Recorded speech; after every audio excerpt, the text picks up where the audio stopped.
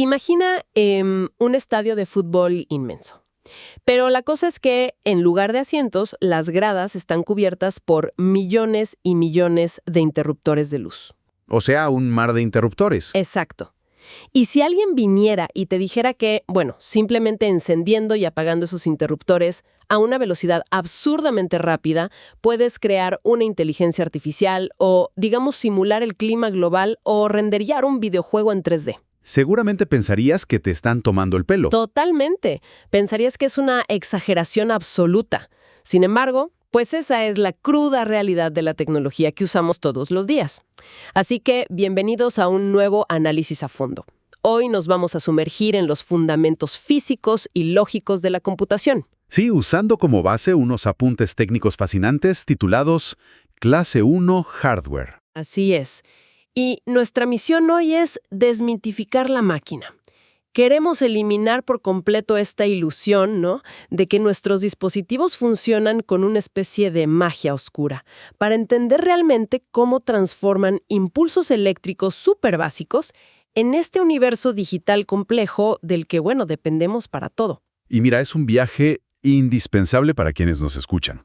Porque la verdad es que estamos pero tan acostumbrados a tener interfaces limpias, pantallas táctiles superfluidas, que olvidamos que debajo de todo ese diseño elegante hay una brutalidad física. Sí, hay metal y electricidad. Tal cual.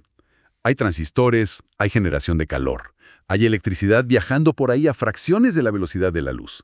Así que, antes de poder entender cosas grandiosas, como la inteligencia artificial o el Internet global, necesitamos obligatoriamente entender el idioma base de la máquina. Y ese idioma está dictado única y exclusivamente por la electricidad. Bueno, vamos a desempacar esto. Porque la transición del mundo natural al mundo digital es el primer gran salto lógico. En el mundo real, vivimos rodeados de señales analógicas. Claro, señales continuas. Sí, una onda de sonido, la luz del sol, el fluir del agua en un río, todas estas son cosas continuas, con infinitos puntos intermedios. Pero la computadora, digamos que rechaza esa continuidad. La odia, de hecho. Exacto. Exacto. La computadora exige señales digitales, discretas. ¿Es blanco o es negro sin zonas grises? Y lo fascinante aquí es que esa aparente limitación física fue de hecho exactamente lo que permitió construir sistemas informáticos que sean confiables. ¿Cómo así? Pues piensa en la electricidad. Si los primeros ingenieros hubieran intentado crear computadoras basadas en, no sé, 10 niveles de voltaje diferentes. ¿Como para imitar nuestro sistema decimal humano de 0 a 9? Exactamente. Si hubieran hecho eso, habría sido un desastre absoluto. Porque la electricidad no es perfecta, ¿verdad? Hay fluctuaciones, hay ruido de fondo, hay interferencia térmica. Claro, si un cablecito pierde un poquito de energía en el camino... Exacto. Un nivel de voltaje que, digamos, se suponía que era un 7, podría caer un poco y ser interpretado por la máquina como un 6. Y ahí, pues el sistema entero colapsaría por un simple error de lectura eléctrica. Entonces, la solución fue simplemente irse a los extremos absolutos. Si hay mucha energía, tenemos un estado. Si hay poca o nula energía, es otro estado distinto. Y ya está, no hay lugar para la ambigüedad. Es brillante en su simplicidad. Ese es el sistema binario. Encendido, que representamos con un 1, y que físicamente es simplemente un voltaje alto, y apagado, representado por un 0, que es un voltaje bajo o la ausencia total de señal. O sea, al usar solo dos estados bien diferenciados, el margen de error prácticamente desaparece. Totalmente. El voltaje tendría que fluctuar de una manera salvaje para que la máquina confunda un 1 con un 0.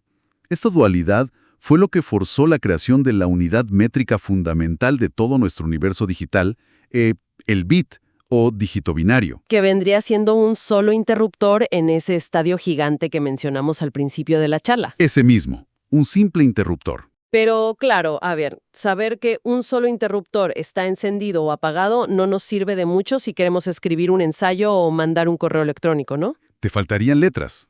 Me faltaría todo. Para que la máquina pueda procesar un simple carácter, digamos la letra A o un símbolo de interrogación, los ingenieros tuvieron que agrupar estos bits. Y así es como nace el famoso byte, que es un bloque de 8 bits. Y lo que resulta súper revelador de esto no es solo el hecho de agruparlos por agruparlos, sino el poder absoluto del crecimiento exponencial. Sí, porque la gente a veces piensa que 8 bits te dan 8 opciones. Claro. Y no funciona así. Al combinar sus estados individuales de encendido y apagado, esos 8 bits nos dan 256 combinaciones posibles. Lo cual es más que suficiente para todo el abecedario en mayúsculas, minúsculas, los números del 0 al 9 y todos los símbolos de puntuación que usamos. Y ese principio del byte, que, como dato curioso, además fue el tamaño de procesamiento estándar en los procesadores de las primeras computadoras personales, bueno, pues sentó las bases para medir absolutamente todo en el mundo digital. Todo parte de ahí. Sí, es matemática constructiva pura. Cada vez que agregamos un bit adicional a un sistema, no estamos sumando una opción más, estamos duplicando el tamaño entero del universo de posibilidades. Y aquí es donde la cosa se pone, pero realmente interesante.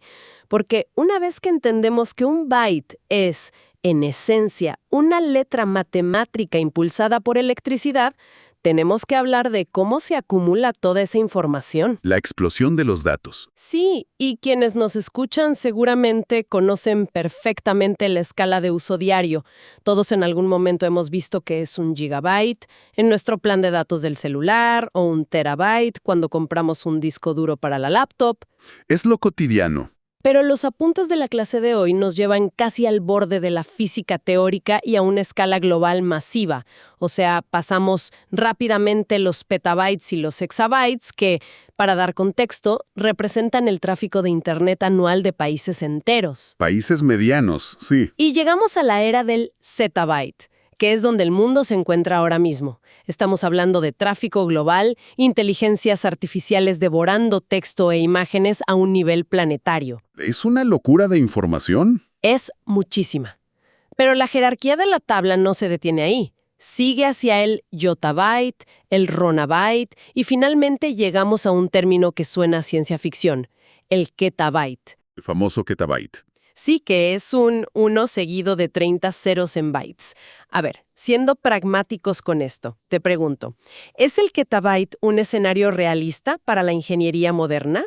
¿O es simplemente una de estas extrapolaciones matemáticas teóricas solo para asustarnos con una cantidad absurda de ceros? Pues mira, si conectamos esto con el panorama general de hacia dónde vamos, debemos entender que el crecimiento de los datos no es lineal en absoluto. Es brutalmente exponencial. Crecen sobre sí mismos. Claro, lo que hoy nos parece una escala teórica o interplanetaria casi de película, mañana va a ser una crisis de almacenamiento real que los ingenieros tendrán que resolver. Piensa en cada nueva tecnología que implementamos en la sociedad actual. Como los autos eléctricos y eso. Sí, vehículos autónomos que tienen docenas de sensores leyendo el entorno cada milisegundo, la secuenciación genómica en tiempo real, el modelado climático a nivel de partículas.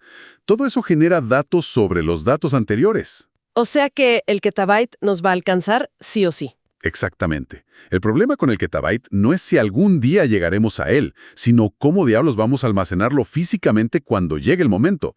Porque, recordemos la premisa, no hay magia. Todo tiene que existir físicamente. Esos ceros y unos tienen que estar guardados en un medio físico en algún lugar del mundo.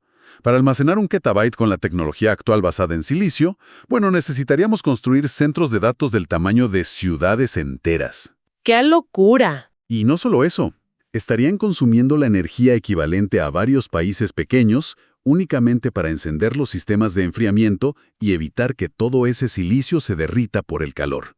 Lo cual nos lleva a un problema de organización que es monumental, ¿no? Porque si vamos a generar estas cantidades colosales de datos, el simple hecho de almacenarlos en bodegas gigantes no sirve absolutamente de nada. Sería un caos total. Exacto, sería un vertedero digital.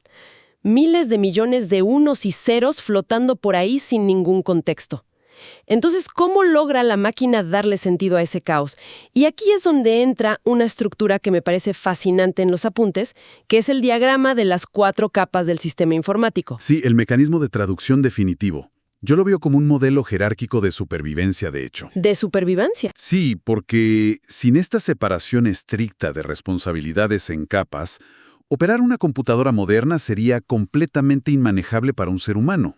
Y, a ver, al analizar estas 4 capas, que son el hardware, el sistema operativo, las aplicaciones y finalmente el usuario, me doy cuenta de que la analogía más precisa quizá no es la de una máquina, sino la de... imagínate un restaurante gigante. A ver, me gusta esa idea. ¿Cómo sería? Pues mira, en la base física tenemos el hardware, procesadores, cables, memoria. Esta capa es la cocina del restaurante, con todos los electrodomésticos y el fuego. Es pura fuerza bruta, pero la cocina por sí sola es completamente sorda y ciega a las necesidades de los clientes. Claro, un horno no sabe qué platillo quieres comer. Exacto. El hardware no entiende qué es un balance financiero en Excel, ni qué es un video de gatitos en Internet. Solo entiende que le entra electricidad. Y en el otro extremo, en la cima de la pirámide, está el usuario. Nosotros somos el comensal sentado en la mesa. El que tiene hambre.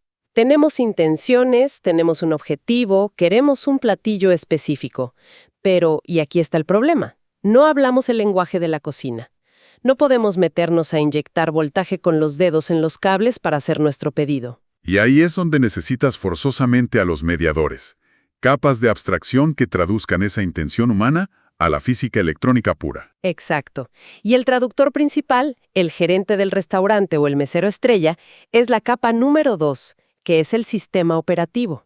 Hablamos de Windows, Linux, macOS, Android. El jefe de todo el tráfico. Sí, esta capa es como el dictador absoluto de los recursos físicos.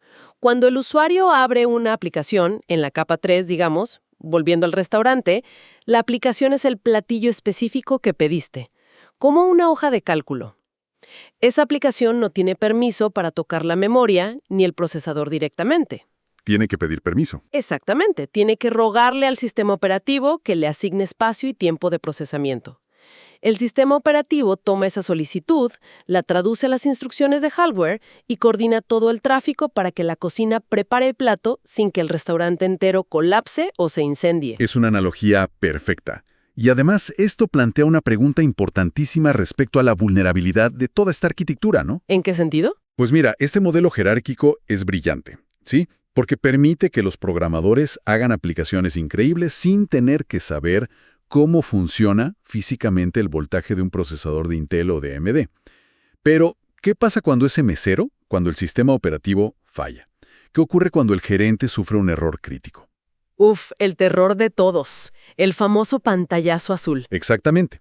El pantallazo azul de Windows. El puente se derrumba por completo. No importa si tienes la computadora armada con el procesador más caro y sofisticado del planeta en la base de la pirámide. Y tampoco importa si el usuario tiene una intención clarísima en la cima. Si el mesero se desmaya en medio del salón. Si el mediador colapsa, toda la pirámide se desintegra. La comunicación se corta instantáneamente porque el hardware, al quedarse sin esas instrucciones continuas que le daba el sistema operativo, vuelve a ser simplemente un pedazo inerte de silicio y metal. Y bueno, para cerrar todo este ciclo de comunicación física entre el usuario y la máquina, necesitamos obligatoriamente a los periféricos. Los puentes físicos. Claro, son como los sensores y las extremidades de la máquina.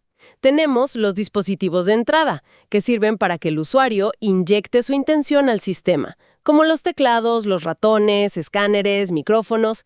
Y luego están los dispositivos de salida, que son para que la máquina nos entregue esa información ya procesada en un formato útil. Monitores, impresoras, los altavoces por donde nos escuchan ahora. Así es. Pero si levantamos el capó de este hardware, si nos adentramos de verdad en la capa base de esta pirámide, vamos a encontrar a los verdaderos motores del procesamiento. Todo el ciclo de vida de un dato en este nivel se resume en 3 pasos: ingreso, proceso y salida. El ciclo vital. Pero el corazón absoluto, el jefe supremo de toda esta operación de proceso, es la unidad central de procesamiento. La famosa CPU. El cerebro supremo. Y mira, la anatomía de este cerebro, según nos explican los fundamentos de la arquitectura de hardware, se divide funcionalmente en 2 áreas que son súper críticas. A ver, cuéntanos de esas áreas. Primero, tenemos la unidad de control. Su trabajo no es hacer matemáticas, ojo. Su trabajo es actuar como un director de orquesta implacable. Se encarga de buscar las instrucciones en la memoria, de codificarlas y coordinar todo el movimiento de los datos a través del sistema. O sea, reparte el trabajo. Exacto. Le dice a cada uno de los componentes qué debe hacer y, lo más importante, en qué milisegundo exacto debe hacerlo para que no haya choques de información. Y luego de ese director de orquesta está el músculo real de la CPU. La ALU, que es la unidad aritmética y lógica. Ahí es donde ocurre la mafia dura. Sí, el trabajo pesado. Todo lo que hacemos en una computadora, desde aplicar un filtro bonito en una fotografía hasta calcular la órbita de un satélite espacial, todo se reduce a sumas, restas y comparaciones lógicas básicas. Preguntas de sí o no. Tal cual. Cosas como, a ver, ¿es este valor de voltaje mayor que este otro? ¿Sí o no? Y al hacer estas simples comparaciones a velocidades de miles de millones de operaciones por segundo, es como se construye nuestra realidad digital. Es alucinante. Pero claro, un cerebro no puede trabajar aislado en una caja fuerte. Necesita comunicarse con el resto de la placa madre a través de unas conexiones físicas, unos cables impresos que llamamos buses. Y este es un detalle crucial sobre cómo las leyes de la física literalmente dictan el diseño de nuestras máquinas hoy en día. En la placa tenemos el North Bridge, o Puente Norte, y el South Bridge, el Puente Sur. Dos autopistas distintas. Exacto. El North Bridge es la autopista de conexión hiperrápida. Su función es conectar la CPU directamente con la memoria RAM y con las unidades de procesamiento gráfico. Y la gente suele preguntarse, bueno, ¿por qué existe esta separación física en la placa? Y la respuesta es por la latencia y la velocidad a la que viaja la electricidad. Y esto es vital entenderlo, porque a menudo pensamos que la electricidad dentro de un cable o una computadora es verdaderamente instantánea. No. Sentimos que es magia, que ocurre al toque. Sí, pero a la escala de los gigahertz, estamos hablando de miles de millones de ciclos en un solo segundo. La electricidad en realidad viaja bastante lento a través de los rastros de cobre y silicio. Pierde un tiempo valiosísimo. Totalmente. Unos pocos centímetros de distancia extra en la placa madre pueden significar un retraso inaceptable para el procesador. Es por eso que el North Bridge, la memoria RAM y la CPU tienen que estar físicamente acorralados unos contra otros en el diseño. Como vecinos pegados puerta con puerta. Sí. O sea, no es una decisión estética para que la placa se vea más tecnológica o bonita. Es una restricción férrea impuesta por las leyes de la física. Simplemente no podemos hacer que los electrones viajen más rápido por ese medio. Precisamente. Y por el otro lado, para los componentes que no tienen tanta prisa, digamos los puertos USB, la tarjeta de sonido o el disco duro, para eso tenemos el South Bridge. La vía lenta. Sí, es una autopista más lenta y que además está más alejada físicamente en la placa, y se gestiona de manera independiente justamente para no saturar al procesador principal con interrupciones triviales como, no sé, el simple movimiento del ratón que estás haciendo en tu escritorio. Ahora, respecto al procesamiento visual que mencionaste asociado a esa autopista rápida del North Bridge, pues tengo que plantear una duda razonable que surge al leer esto. A ver, dime. Si la CPU es este cerebro supremo, y su unidad aritmética y lógica, la ALU, puede realizar cualquier operación matemática existente de manera ultra rápida, ¿por qué la industria de la computación tuvo que inventar otra cosa llamada GPU, o unidad de procesamiento gráfico? Es una gran pregunta. O sea, ¿había alguna limitación que la CPU simplemente no podía superar, incluso si le aumentaban más y más la velocidad? Mira, todo es una cuestión de arquitectura frente al tipo específico de problema que estás intentando resolver. Como dijimos, la CPU es un genio matemático impecable. Puede tomar una ecuación larguísima, muy compleja y secuencial y resolverla en microsegundos. Claro, va paso por paso. Exactamente. Procesa las cosas de una en un orden estrictamente secuencial. Ahora piensa en un videojuego moderno o en un modelo arquitectónico en 3D. Tienes una pantalla frente a ti con, digamos, 8 millones de píxeles en resolución 4K. Son un montón de puntitos. Para calcular cómo la luz del sol virtual rebota en la textura del agua de cada uno de esos 8 millones de píxeles al mismo tiempo y 60 veces por segundo para que se vea fluido, bueno, pues el genio matemático secuencial de la CPU se vuelve un cuello de botella terrible. ¿Ves? Por muy rápido que corra. Tal cual. Y ahí es donde la GPU es radicalmente diferente. En lugar de ser un solo genio con uno o dos núcleos hiperrápidos, la GPU es como tener un ejército gigantesco de, digamos, 10.000 trabajadores de nivel básico operando en paralelo. Todos al mismo tiempo. ¿Sí? Individualmente son lentos y no pueden resolver algoritmos complejos de toma de decisiones operativas como lo hace la CPU. Pero si les das una matriz masiva de multiplicaciones súper sencillas, como calcular el color exacto de millones de píxeles al mismo tiempo, barren con el trabajo de manera casi instantánea. O sea, es la diferencia entre un avión comercial a reacción y un tren de carga masivo. Exactamente. Ambos te van a llevar de un punto A a un punto B, pero su diseño se usa para cargas de trabajo radicalmente distintas. Y me parece que la ironía tecnológica más hermosa de todo esto es que esa arquitectura masivamente paralela, que los ingenieros inventaron puramente para que los gráficos de los videojuegos se vieran más bonitos y realistas. Para disparar polígonos más rápido. Sí, para eso. Pues terminó siendo exactamente la base matemática fundacional que necesitaba la inteligencia artificial para explotar. ¿Es verdad? Fue una coincidencia histórica increíble. Entrenar redes neuronales, que es lo que hace ChatGPT y todos esos sistemas, requiere exactamente ese mismo tipo de cálculo matricial simultáneo y masivo. Sin las GPUs, esta gran revolución del machine learning que estamos viviendo en esta década sería físicamente imposible. No tendríamos la potencia necesaria, sin duda. Pero bueno, incluso con todo este poder de procesamiento alucinante, tanto en paralelo con la GPU como secuencial con la CPU, llegamos a un cuello de botella implacable en los sistemas. La memoria. Así es.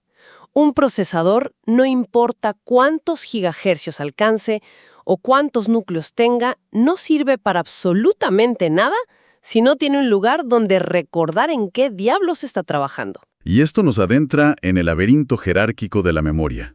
Un laberinto que está diseñado específicamente para equilibrar tres cosas: el costo de fabricación, la velocidad y la volatilidad. Empezando por la memoria ROM o Read Only Memory. Que es la memoria de solo lectura. El usuario final no interviene para nada aquí. No, ni deberíamos. Son las instrucciones básicas grabadas a fuego en el silicio desde la fábrica que le dicen a la máquina cómo tiene que despertar y cómo reconocer sus propios componentes básicos cuando le suministras voltaje por primera vez al presionar el botón de encendido. Es el instinto de supervivencia de la máquina. Exacto. Pero para el trabajo real del día a día, la computadora necesita un espacio dinámico. Y aquí es donde siempre escuchamos el término RAM, la memoria de acceso aleatorio. Y un paso más abajo está el almacenamiento a largo plazo, que son los discos duros HDD magnéticos y los SSD de estado sólido. Toda una jerarquía de guardado. Y, a ver, al analizar cómo la información fluye constantemente entre estas memorias, me parece que la forma más clara de visualizar los mecanismos físicos detrás de ellas es compararlo con nuestro propio espacio de trabajo, como un escritorio de oficina. A ver, explícanos esa visualización. Pues mira, la memoria RAM es como tener un gran pizarrón blanco gigante justo frente a ti en el escritorio. Es extremadamente rápida de leer. Claro, lo tienes a la vista. Exacto. Puedes borrar y reescribir información con un plumón al instante, cientos de veces por segundo, sin ningún esfuerzo físico aparente. Pero tiene una trampa. Sí, tiene un defecto fatal, la volatilidad. Es decir, esa RAM depende de un suministro constante de energía eléctrica para mantener sus capacitores internos cargados. Si alguien de pronto apaga la luz, si se corta la electricidad de tu casa, todo lo que estaba escrito en ese pizarrón blanco desaparece para siempre. Los electrones simplemente se disipan y pierdes el trabajo. Exacto. Y es por eso que necesitamos otra capa más, el almacenamiento permanente o almacenamiento no volátil. Que vendría siendo tu disco duro, ya sea el HDD tradicional o el SSD moderno. Así es. Y comparado con el pizarrón blanco súper rápido, el almacenamiento permanente en nuestra analogía es como cincelar la información en una placa de piedra pesada. Lleva más tiempo. Es un proceso físico muchísimo más lento, toma mucho más esfuerzo grabar los datos y luego ir a buscarlos y leerlos después. Pero tiene una ventaja crítica, y es que una vez que la información está cincelada, puedes desconectar la computadora, guardarla en un closet 10 años, volver y los datos siguen ahí grabados intactos. O sea, la RAM es tu espacio de trabajo rápido, donde haces el borrador, y el disco duro es tu bóveda de seguridad a largo plazo. Eso es. Y fíjate que dentro de esa misma bóveda de almacenamiento permanente, la transición histórica que hemos experimentado de pasar del HDD clásico al SSD moderno, pues es uno de los triunfos más grandes de la ingeniería de materiales. Cambió por completo cómo usamos las computadoras. Totalmente. Porque el HDD, el disco duro tradicional, depende 100% de la física mecánica antigua. Son literalmente platos de metal pesado recubiertos de un material magnético que están girando adentro a miles de revoluciones por minuto, con un brazo mecánico microscópico que se mueve para leer la polaridad. O sea, es en esencia un tocadiscos hiperavanzado y miniaturizado. Tal cual es un tocadiscos, y como tocadiscos, tiene todos los problemas clásicos de la mecánica tradicional. Genera fricción, hace un ruido que a veces puedes escuchar, se calienta muchísimo y es terriblemente vulnerable a los golpes. Ni se te ocurra mover la laptop muy brusco. Exacto. Si golpeas tu laptop mientras ese disco de metal está girando rápido, el brazo metálico puede chocar, rayar el plato y destruir tus fotos y documentos para siempre.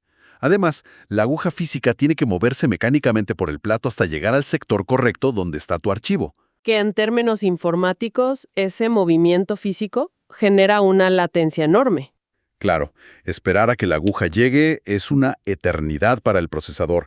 En cambio, el SSD, la unidad de estado sólido, eliminó toda esa mecánica problemática usando memoria flash. Lo que hace es atrapar a los electrones en pequeñas celdas microscópicas de silicio y los mantiene ahí encerrados incluso cuando quitas la energía. 0 piezas móviles. Cero. Y por lo tanto, el acceso a los datos ocurre casi a la velocidad de la electricidad misma. Sin agujas, sin platos giratorios. Pero espera, aquí tengo que cuestionar un poco esa aparente victoria total y absoluta del SSD en el mercado. A ver, ¿por qué? Porque si escuchamos esta descripción de los platos rayados y el calor, la conclusión lógica de cualquiera sería que los discos magnéticos giratorios deberían estar ya completamente extintos en este punto de la historia. Y no lo están. Para nada. Si miramos a los gigantes del Internet, si vas a los centros de datos masivos de Google, de Amazon, de Microsoft, te das cuenta de que siguen comprando y operando discos duros magnéticos HDD por millones de unidades al año. Así es. No tienen sus infraestructuras colosales corriendo 100% en discos SSD súper rápidos. Entonces, si el estado sólido es tan superior en velocidad, consume menos energía y tiene mucha más durabilidad ante impactos, ¿qué problema fundamental no logra resolver el SSD a esa escala global? Pues mira, es una excelente observación. Y la respuesta a ese misterio se reduce simplemente a la densidad magnética y a la economía fría y dura del mundo corporativo. El dinero manda, como siempre. Exacto. Fabricar el almacenamiento flash de un SSD requiere crear chips de silicio altamente complejos en laboratorios súper limpios, lo que tiene un costo de producción bastante elevado por cada terabyte que logras ensamblar y vender. Son caros de hacer. Sí. Los discos duros magnéticos, por otro lado, son tecnología vieja, pero han perfeccionado la física del magnetismo durante varias décadas. Hoy en día pueden apilar varios platos de metal y escribir datos de manera tan densa y sobre todo tan barata que el costo por terabyte de un disco duro mecánico sigue siendo abrumadoramente menor que el de un SSD. O sea, por un tema de volumen. Claro, piensa que en un centro de datos enorme de Google o Amazon tienes exabytes de lo que los ingenieros llaman datos fríos. Datos fríos. ¿A qué te refieres? Son archivos de respaldo corporativo. Registros financieros antiguos por temas legales o, no sé, fotografías que un usuario subió a la nube y que no ha abierto en 5 años. Ah, claro. Cosas que están ahí acumulando polvo digital. Exactamente. No necesitas acceder a esos datos fríos en 2 milisegundos. Sería un desperdicio verdaderamente monumental de dinero almacenarlos en chips de estado sólido de altísimo rendimiento y precio. Tiene todo el sentido. Así que lo que hacen es enviarlos a bodegas masivas llenas de estos discos magnéticos baratos. La velocidad importa mucho en nuestro teléfono o en nuestra laptop del día a día. Pero a escala planetaria, el rey indiscutible de la computación sigue siendo el costo. Por eso, el disco giratorio está muy lejos de morir. Bueno, entonces, después de todo este recorrido, ¿qué significa todo esto para nosotros? Los que operamos tranquilamente en la cima de esa pirámide como usuarios cotidianos. Creo que cambia la perspectiva por completo. Sí, yo estoy convencida de que el objetivo principal de este recorrido profundo por los apuntos de clase 1 hardware era precisamente romper ese hechizo tecnológico en el que vivimos.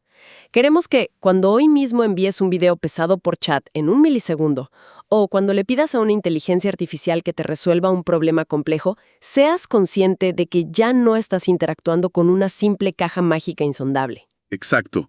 Es física pura trabajando para ti. Hemos desentrañado juntos cómo esa intención tuya, como usuario, viaja a través del gran mediador absoluto, el sistema operativo, para convertirse en simples señales eléctricas. De ahí el hardware. Sí, hemos visto cómo la CPU, coordinando todo a velocidades realmente incomprensibles y luchando contra las distancias físicas de la placa madre, toma decisiones lógicas binarias de sí o no. Todo mientras la GPU paraleliza millones de cálculos visuales para mostrarte la pantalla. Es una danza coordinada perfecta. Y también vimos cómo esos impulsos eléctricos finalmente se guardan para el futuro, ya sea flotando temporalmente en los capacitores veloces de la memoria RAM o cincelándose de forma permanente en celdas flash o en viejos platos magnéticos de metal. Y al final del día, absolutamente todo este milagro tecnológico está impulsado por simples variaciones de voltaje de ceros y unos, ocurriendo dentro de un estadio microscópico de proporciones nanométricas. Y te lo digo como ingeniero, sin lugar a duda el pináculo de la arquitectura lógica de la humanidad. Es una maravilla de la abstracción construida sobre capas y capas de reglas físicas estrictas. Pero, antes de concluir este análisis, sí creo que es totalmente necesario dejar a quienes nos escuchan con una perspectiva un tanto inquietante sobre el futuro de todo este modelo que acabamos de alabar. A ver qué nos espera. Pues mira, absolutamente todo lo que hemos descrito en esta charla de hoy, las puertas lógicas, el código binario, la matemática exponencial de los bytes, la separación estricta del almacenamiento, las tareas de las CPUs y las GPUs, todo, pero todo este castillo depende de una certeza absoluta, una certeza matemática y física. ¿Cuál certeza? La certeza de que un estado, un interruptor, o está encendido o está apagado. ¿Es un 1 o es un 0? Exactamente, es blanco o negro. Ese es el dogma fundamental e inquebrantable de la computación clásica. Es la base misma del estadio del que hablábamos. Sin eso, no hay gradas, no hay luces, no hay nada. Es la base misma. Pero, y aquí viene el problema, o la revolución. La física teórica cuántica nos está empujando rápidamente hacia el borde del precipicio con el desarrollo de la computación cuántica. Que rompe las reglas. Las hace pedazos. Si los científicos logran dominar de verdad y logran escalar los famosos qubits sin que se desestabilicen, vamos a entrar de lleno en un mundo tecnológico fundamentado en la mecánica cuántica. Un mundo donde, agárrate, un dato puede ser 0, puede ser 1, o, mediante un fenómeno llamado superposición cuántica, puede ser ambos estados al mismo tiempo. O sea, el interruptor está encendido y apagado a la vez. Es difícil hasta de imaginar. Es contraintuitivo. Y la provocación final para la audiencia es esta. Cuando esa incertidumbre probabilística se convierta en el nuevo estándar físico de las máquinas del futuro, ¿qué va a suceder con todas estas hermosas y perfectas jerarquías lógicas que acabamos de describir hoy? Todo el sistema operativo, los buses, todo. Todo. ¿Podremos de alguna manera adaptar nuestros sistemas operativos actuales y nuestros buses físicos a una realidad cuántica donde la certeza del 1 y el 0 simplemente no existe? ¿O, por el contrario, nos veremos obligados a demoler absolutamente todo y reescribir por completo desde cero la arquitectura misma de la información que a la humanidad le ha costado 80 años perfeccionar? Es como tratar de imaginar el momento exacto en el que el simple interruptor de luz de nuestro estadio analógico de pronto se rompe, las reglas de la gravedad desaparecen y la bombilla empieza a brillar con colores que la física clásica dictaminaba que eran científicamente imposibles. Nos pone frente a una hoja en blanco, aterradora y fascinante al mismo tiempo. Totalmente. Nos deja muchísimo en qué pensar sobre lo que damos por sentado hoy al usar el teléfono. En fin, muchísimas gracias por acompañarnos en este análisis a fondo, desarmando la máquina hasta sus tuercas más básicas. Esperamos que la próxima vez que vean un pantallazo azul, por lo menos sepan a quién culpar en el restaurante. Hasta la próxima inmersión.